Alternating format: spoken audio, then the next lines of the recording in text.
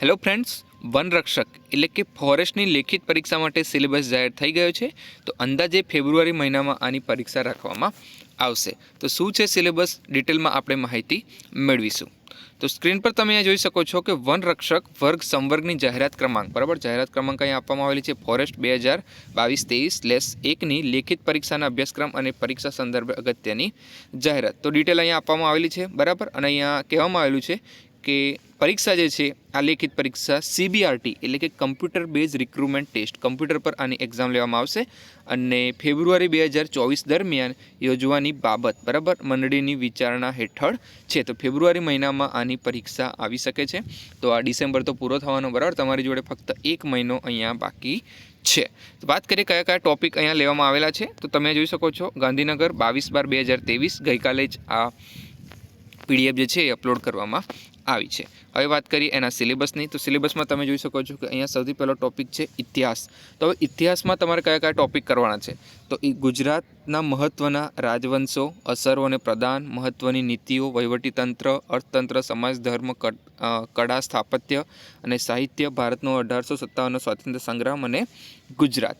એ જ રીતના આગળ વાત કરીએ તો 19મી સદીમાં ગુજરાતમાં ધાર્મિક અને સામાજિક સુધારા આંદોલનો, ભારતની સ્વતંત્રતા માટેની ચળવળમાં ગુજરાતના સ્વાતંત્ર્ય સેનાઓની ફાળો અને ભૂમિકા, સ્વાતંત્ર્ય ચળવળ અને સ્વાતંત્ર્ય ભારતમાં મહાત્મા ગાંધી અને સરદાર પટેલ ભૂમિકા અને પ્રદાન, ગુજરાત રાજ્યની સ્થાપના, મહાગુજરાત આંદોલન, સૌરાષ્ટ્ર, કચ્છ અને ગુજરાતના દેશી રાજ્યોના શાસકોના સુધારાની પગલાઓ અને સિદ્ધિઓ. તો ઇતિહાસમાંથી તમારે આટલા ટોપિક કરવાના છે. હવે વાત કરીએ સાંસ્કૃતિક વારસો. તો સાંસ્કૃતિક વારસામાં અહીં આપવામાં આવ્યો છે કે ગુજરાતનો સાંસ્કૃતિક વારસો, કળા સ્વરૂપો, સાહિત્ય, શિલ્પ અને સ્થાપત્ય.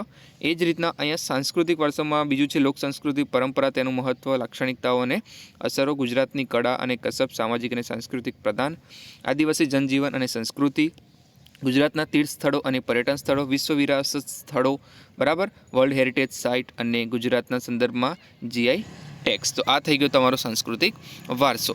વાત કરીએ આગળ તો ભારતીય બંધારણ અને રાજવ્યવસ્થા. તો આ પણ એક અગત્યનો ટોપિક છે જેમાં આમુખ, મૂળભૂત અધિકારો અને ફરજો, બરાબર, બંધારણ જે આપણને આવે તે આટલા ટોપિક તો આવતા જ હોય છે. સંસદની રચના, રાષ્ટ્રપતિની સત્તા, રાજ્યપાલની સત્તા, ભારતીય ન્યાયતંત્ર, અનુસૂચિત જાતિ, અનુસૂચિત જનજાતિ, સામાજિક પછાત વર્ગો માટેની જોગવાઈઓ, એટર્ની જનરલ, નીતિ આયોગ, બરાબર. એ રીતના અહીંયા બંધારણના જે અગત્યના ટોપિક છે એ અહીંયા આપવામાં આવે છે. બંધારણમાંથી તમારે આટલા ટોપિક તો ખાસ તૈયાર કરવાના છે. આગળ વાત કરીએ ભૌતિક ભૂગોળ. તો ભૌતિક ભૂગોળમાં તમે જોઈ શકો છો વાતાવરણની સંરચના અને સંગઠન, આબોહવાના તત્વો અને પરિબળો, વાયુ સમોચ્ચ અને વાતાવરણીય વિક્ષોભ, ચક્રવાત, જલીય આપત્તિઓ, ભૂકંપ, આબોહવાકીય બદલાવ. એ જ રીતના ગુજરાતની ભૂગોળ અહીંયા આપવામાં આવેલી છે. પછી એક ટોપિક છે, બરાબર, વિજ્ઞાન અને ટેકનોલોજી. તો વિજ્ઞાન અને ટેકનોલોજીમાં શું તૈયાર કરવાનું છે. તો કે સામાન્ય વિજ્ઞાન, વિજ્ઞાન અને ટેકનોલોજી, ઇન્ફોર્મેશન અને કમ્યુનિકેશન ટેકનોલોજી, ગવર્નન્સ, કાર્યક્રમો અને સેવાઓ, ગુજરાત, ઉર્જાના પરંપરાગત અને બિનપરંપરાગત સ્ત્રોતો. એ જ રીતના અહીંયા પ્રાદેશિક અને રાષ્ટ્રીય મહત્ત્વના વર્તમાન પ્રવાહો એટલે કે કરંટ અફેર, બરાબર, કરંટ અફેર, પ્રાદેશિક, બરાબર, અને રાષ્ટ્રીય મહત્ત્વના એટલે કે ભારતના જે વર્તમાન પ્રવાહ હોય એ, બરાબર, તમારે અહીંયા કરી દેવાના છે. અને મેઇન ટોપિક છે તમારો અહીંયા સામાન્ય બૌદ્ધિક અને તાર્કિક ક્ષમતા. તો આમાં મેથ્સ અને રિઝનિંગ બંને અહીંયા આવી જાય છે. જેમ કે તાર્કિક અને વિશ્લેષણાત્મક ક્ષમતા, તો આ રિઝનિંગનો ટોપિક છે. સંખ્યાઓની શ્રેણી, સંકેત અને તેનો ઉકેલ, રિઝનિંગનો ટોપિક છે. ઘડિયાળ, કેલેન્ડર અને ઉંમર સંબંધિત પ્રશ્નો, આ પણ રિઝનિંગનો ટોપિક છે. અને અહીંયાથી તમારું મેથ્સ ચાલુ થાય છે કે ઘાત અને ઘાતાંક, વર્ગ, વર્ગમૂળ, ઘનમૂળ, ગુસ્સા, લસ્સા, આ મેથ્સનો ટોપિક છે. ટકા, સાદું, ચક્રવૃદ્ધિ વ્યાજ, નફો, નુકસાન, બરાબર, આ બી મેથ્સ છે. સમય અને કાર્ય, સમય અને અંતર, ઝડપ અને અંતર, મેથ્સનો ટોપિક. સંભાવના, સરેરાશ, ગુણોત્તર અને પ્રમાણ, મેથ્સનો ટોપિક. અને માહિતીનું અર્થઘટન અને વિશ્લેષણ, આ પણ તમારો મેથ્સનો ટોપિક છે. તો મેથ્સ અને રિઝનિંગ અહીંયા ભેગું આપવામાં આવેલું છે. તો આ ટોપિક તમે જોઈ લેજો. આ ટોપિક તમારે સૌથી પહેલાં, બરાબર, પૂરા કરી દેવાના છે. જેમ કે મેથ્સનો ટોપિક છે ટકા, બરાબર, તો ટકા રિલેટેડ જે બી ક્વેશ્ચન બનતા હોય, જે બી પ્રકાર અલગ અલગ હોય એ બધા તમારે શું કરી દેવાનું છે, સોલ્વ કરી દેવાનું છે. પછી છે ભાષાકીય જ્ઞાન. તો કે ગુજરાતી ભાષા, રૂઢિપ્રયોગોનો અર્થ અને પ્રયોગો. એ જ રીતના આગળ પણ ભાષાકીયમાં બહુ બધા ટોપિક છે. જેમ કે કહેવતોનો અર્થ, સમાસનો વિગ્રહ અને તેની ઓળખ, અલંકાર, સમાનાર્થી શબ્દ, શબ્દ સમૂહ માટે એક શબ્દ, સંધિ, છોડો, જોડો, બરાબર. તો ડિટેલમાં અહીંયા સિલેબસ આપવામાં આવેલો છે. જેમ કે તમારે મેથ્સ રિઝનિંગ પણ કરવું પડશે. ગુજરાતી ભાષા પણ તમને આવડતી હોવી જોઈએ, સાંસ્કૃતિક વારસો, ઇતિહાસ, બરાબર. અને મેઇન ટોપિક પણ બીજો એમનો છે અહીંયા પર્યાવરણ.